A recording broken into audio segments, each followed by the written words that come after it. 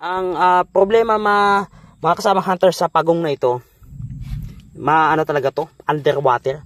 Ilalim talaga ito ng tubig. At kapag ang treasure mo ay merong tubig, bukod sa mahirap, dangerous, magastos at saka delikado talaga. Kailangan may malakas kang manpower at saka equipment. Ito pagong ito. Pero itong pagong na ito mga kasamang hunters, mapansin nyo, walang buntot, walang paa, ulo lang. Turtle na no tail, no leg, head lang. Ibig sabihin treasures underneath. Dito to.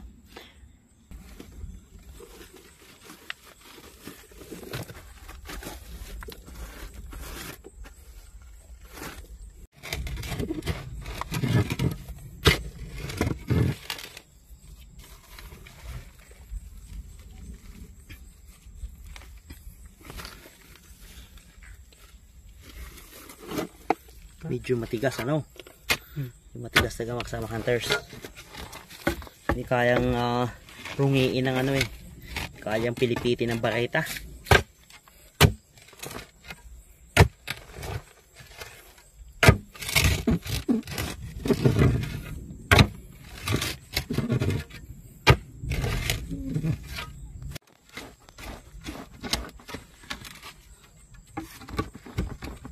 Yan, hindi magalaw na. Yan, sige, ibigay mo dyan, yan.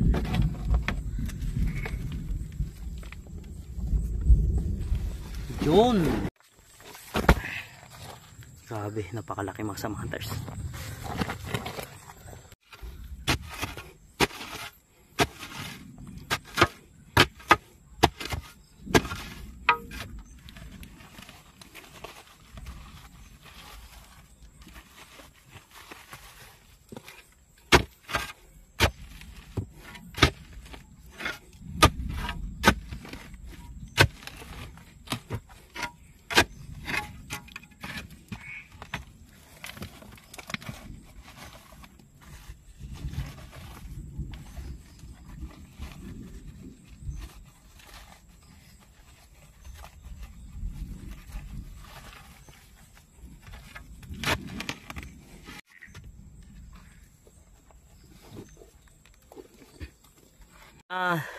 Mga kasama hunters, dito nakuha natin dito sa may gilid, dito sa may kaliwa, markings mga kasama hunters.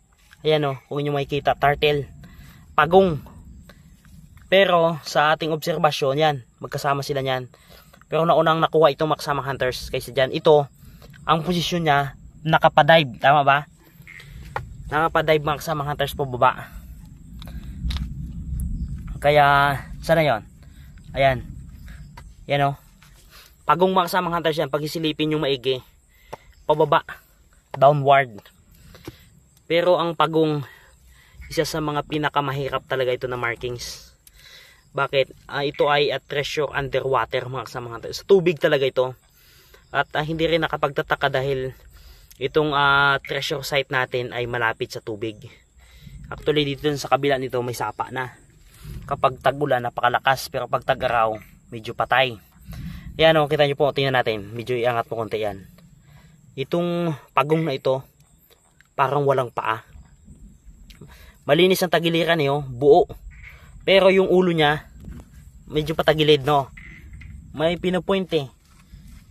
Pero nakuha siya mga kasama hunters medyo pababa.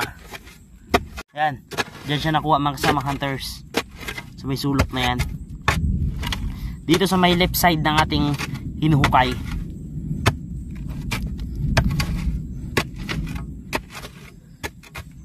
Kung inyong mapapansin, yung ulo medyo nakaharap sa pagantong direksyon. Pero ang pagkakuha ng ating kasamang hunters, nakapadive dito. Yung ulo papunta dito. At sa area na ito mga kasamang hunters, lupa ito eh. Ito, puro bato to, yan makikita nyo. Itong taas na to puro bato yan. Paikot yan sa lansan yan. Pero dito may baba, lupa.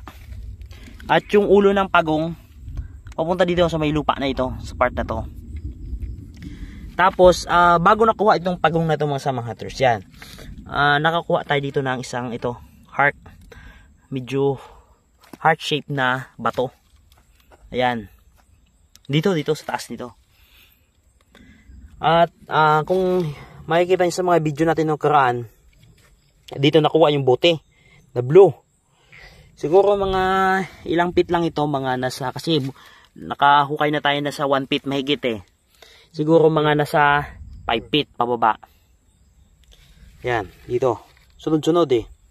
Dito naman nakuha yung bakal. Yan, dito naman yung pointing dito. Kaya bawat side, left and right, may mga markings tayo nakuha. Ito, pagong. Ang problema mga kasama hunter sa pagong na ito, ano talaga to, underwater. Ilalim talaga ito ng tubig. At kapag ang treasure mo ay merong tubig, bukod sa mahirap, dangerous, magastos at saka delikado talaga. Kailangan may malakas kang manpower at saka equipment. Ito pagong ito. Pero itong pagong na ito, mga kasamang hunters, mapansin nyo, walang buntot, walang paa, ulo lang. Turtle na no tail, no leg, head lang. Ibig sabihin, treasures underneath. Dito to. At kung saan nakapoint itong mukha, yan, ito nyo yung mukha na ito. Yan, medyo pa ganun eh. Yan, medyo nakalingon. Hindi siya pagong na straight. Medyo nakalingon. Dito, pababa.